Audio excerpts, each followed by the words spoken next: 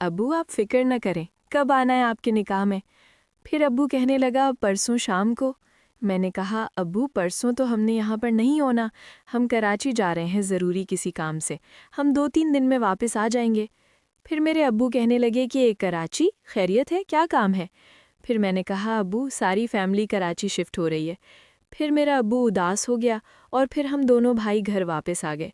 घर आए तो रात हो चुकी थी और मेरी अम्मी की तबीयत पहले से बेहतर हो चुकी थी। फिर मैंने अपनी अम्मी को चौधरी की बात बताई कि चौधरी कह रहा था अगली किस्त जब भी लेने आना तो अपनी अम्मी को लेके आना। फिर मेरी अम्मी कहने लगी नहीं, मैं चौधरी के पास नहीं जाऊंगी। मैंने कहा अम्मी एक दफ़ा चले ना।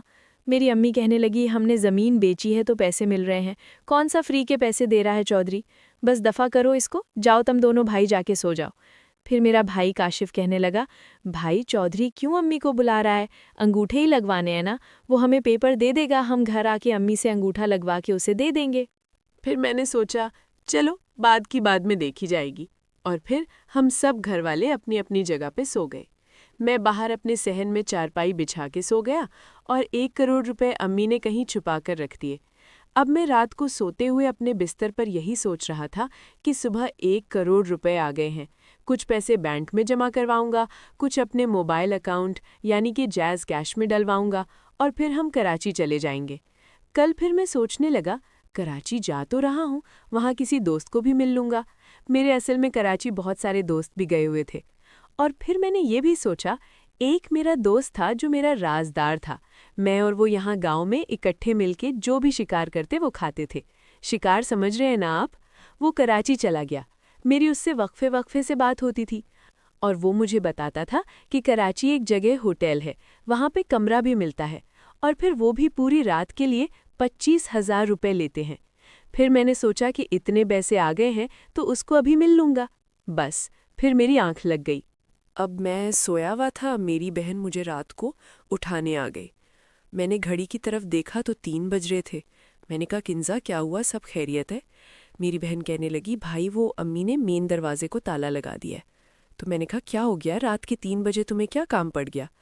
मेरी बहन कहने लगी कि वो पठान बाहर आया हुआ है तो उसको मिलना चाह रही थी, इसलिए जाओ अम्मी के तकिए के नीचे चाबी रखी है वो ले आओ।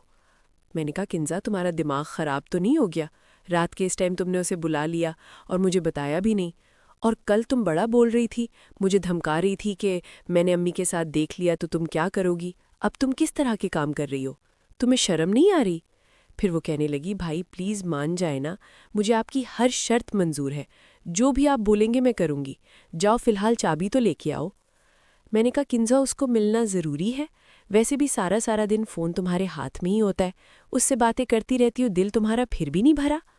फिर मेरी बहन कहने लगी भाई अभी उसको बातों के लिए थोड़ा बुलाया, अभी तो मुझे और काम है जो उससे करवाना है। मैंने कहा अच्छा, फिर वो मेरे साथ भी करना पड़ेगा, तभी मैं जाऊंगा और चाबी लेके आऊंगा। मेरी बहन कहने लगी चलो ठीक है जाओ लेके आओ। फिर मेरी बहन बाहर मेरी चारपाई पर बैठ गई और मैं अंदर अम्मी से चाबी लेने गया। अब रात के इस वक्त अम्मी से डायरेक्ट चाबी मांग तो नहीं सकता था, जाहिर है वो मुझसे सवाल जवाब पूछती कि रात के 3 बजे मुझे क्या काम पड़ गया। इसलिए चोरी छुपे से वो चाबी उठाने वाला था। मैंने देखा तो मेरी अम्मी सो रही थी और मैंने आराम से तकिए के नीचे से वो चाबी उठानी चाही और फिर एकदम मेरी अम्मी की आंख खुल गई। मुझे कहने लगी यूसुफ तुम इस वक्त क्या हुआ, सब खैरियत है। अब मैं हवास बाख्ता हो गया कि मैं क्या जवाब दूं।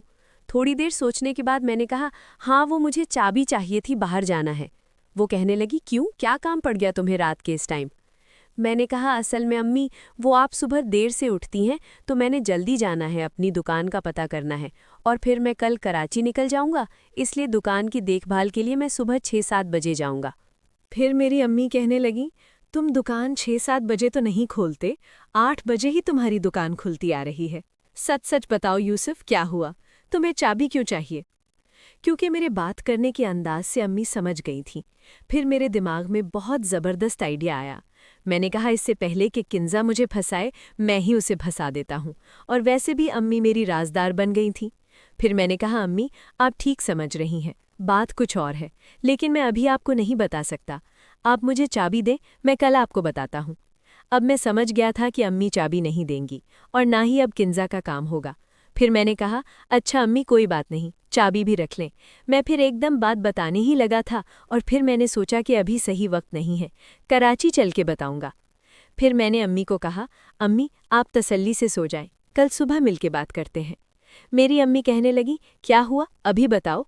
मैंने कहा, नहीं कोई ख़ास बात नहीं, बस मुझे चाबी चाहिए थी, मैं बाहर जाना चाहता था, किसी को मिलना चाहता था। अब मैंने अम्मी को सीधा झूठ बोल दिया था। फिर मैं कमरे से बाहर निकल आया और अपनी बहन किंजा को इशारे से कहने लगा कि जल्दी बाथरूम जाओ। वो भी शायद मेरा इशारा समझ गई और फिर चारपाई पे आके बैठा ही था। 5 मिनट बाद अम्मी भी बाहर आ गई। अब रात के 3 बज गए थे। शायद मेरी अम्मी को अब वहम हो गया था, न जाने कौन सी ऐसी बात है कि मैं रात की 3 बजे चाबी ले रहा हूँ। अब मैं बुरी तरह फंस गया था। मैं परेशान था कि अम्मी को क्या बोलूँ, और फिर मेरे एक दिमाग में आइडिया आया। अम्मी मुझसे कहने लगी, बताओ यूसुफ, तुम मुझसे क्यों चाबी लेने आए थे रात के इस वक्त? फिर मेरी बहन किंजा भी बाथरूम से निकल के कमरे में चली गई। फिर मेरी अम्मी कहने लगी कि ये कब से बाथरूम में गई है। मैंने कहा, अम्मी मुझे नहीं पता। अब मेरी अम्मी मुझ पे शक कहने लगी कि शायद किंजा और मेरे बीच कुछ चल रहा है। मैंने कहा, नहीं अम्मी, आप जो सोच रही हैं वैसा कुछ नहीं है। फिर मैंने कहा, अम्मी मैंने असल में चाबी इसलिए आपसे मांगी थी, मैं एक लड़की से मोहब्बत करता हूँ और आपको तो पता है कि कल हम कराची जा रहे हैं। मेरी अम्मी कहने लगी, हाँ किससे मोहब्बत करते हो? मैंने कहा, अम्मी उसी आलिया से जिसने आपसे बात की थी शादी की। फिर मेरी अम्मी कहने लगी, यूसुफ तुम तो उस दिन कह रहे थे तुम मुझसे मोहब्बत नहीं करते और आज तुम कह रहे हो तुम मुझसे मोहब्बत करते हो। मैंने कहा, हाँ अम्मी मोहब्बत नहीं करता, बस आखिरी दफ़ा उसको मिलना चाहता था और रात को मुझे नींद नहीं आ रही थी, मुझे शदीद तलब महसूस हो रही थी और फिर आपकी भी तबीयत ठीक नहीं, चौधरी ने आपके साथ इतना बुरा जो किया इसलिए मैं आपको भी नहीं बोल सकता था, इसलिए अपनी तलब पूरी करने के लिए उसके पास जा रहा था। फिर मेरी अम्मी कहने लगी कि उसके पास जा रहे थे, वो क्या बाहर खड़ी हुई है? मैंने कहा, नहीं अम्मी बस उसकी हवेली जाता, जो भी करता, मेरा दिमाग काम नहीं कर रहा था इसलिए मैं जा रहा था। फिर मेरी अम्मी कहने लगी, पागल इतनी सी बात थी तो तुम मुझे पहले ही बता देते, इतना रिस्क लेने की क्या ज़रूरत है?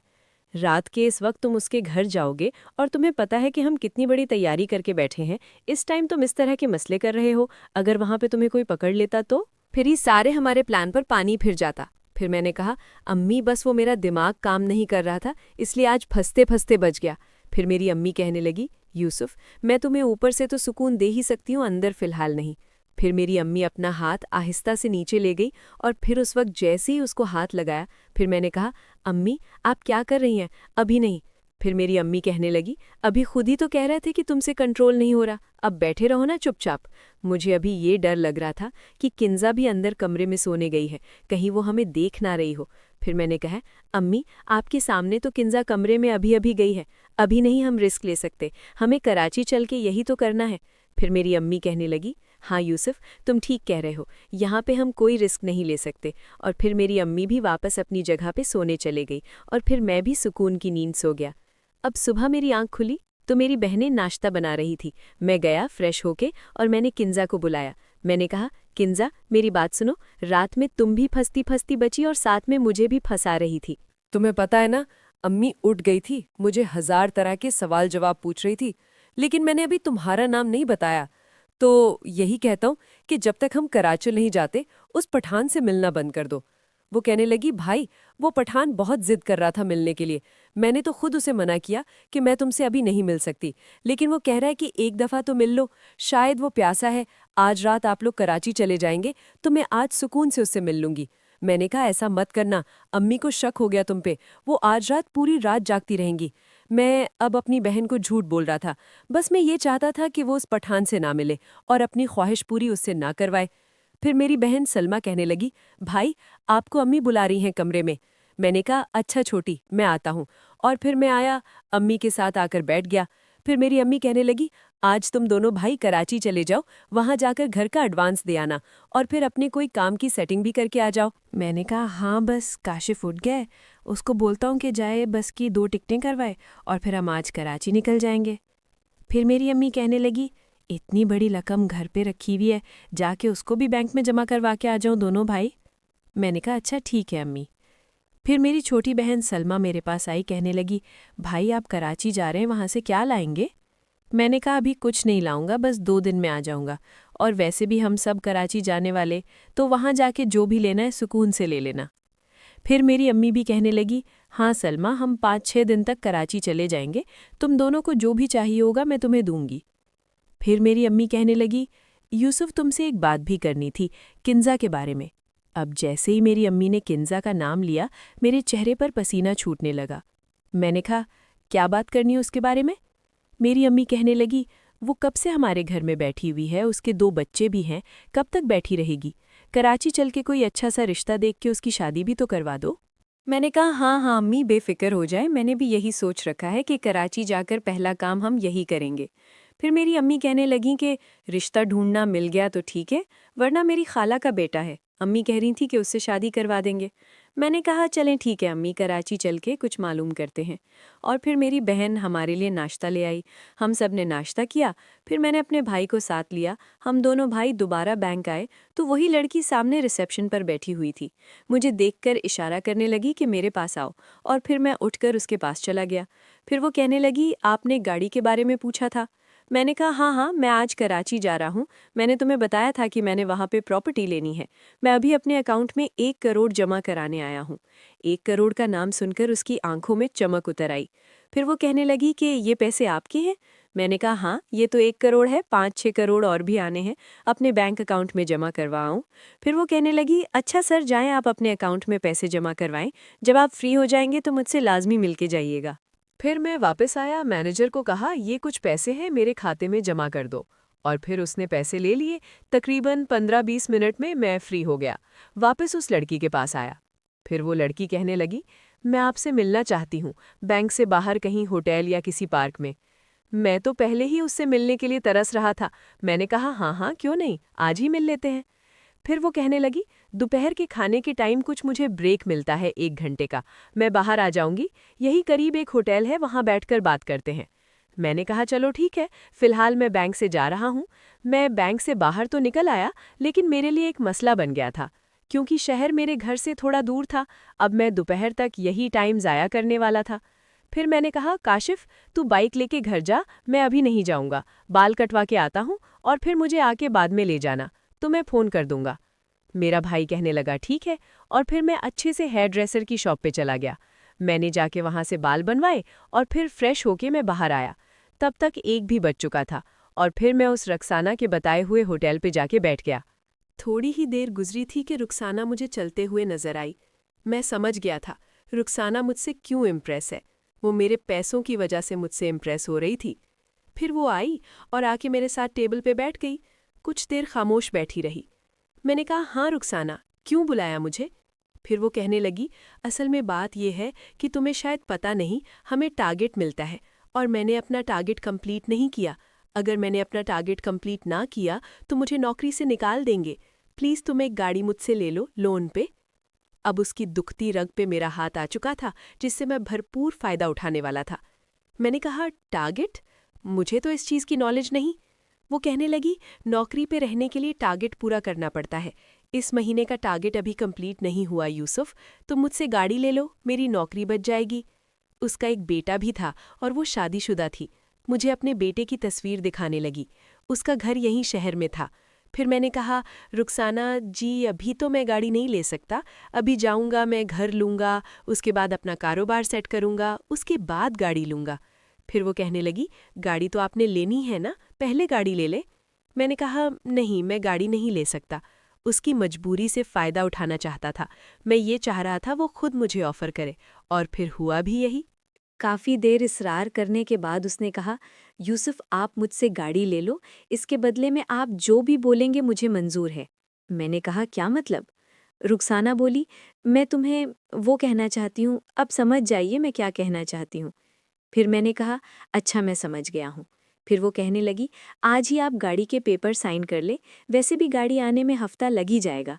मैंने कहा, आज तो नहीं, मुश्किल है। फिर वो कहने लगी, अभी आप चाहे मुझे ले जाए, मैं आपके साथ जाने के लिए तैयार हूँ। फिर वो कहने लगी, मैं आपको जन्नत की सैर करवाऊंगी।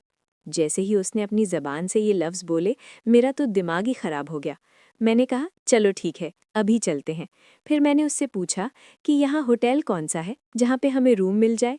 फिर वो बताने लगी, करीब एक होटल है। शायद उसे इस चीज़ का तजर्बा था, शायद वो किसी और के साथ भी इस होटल में जा चुकी थी।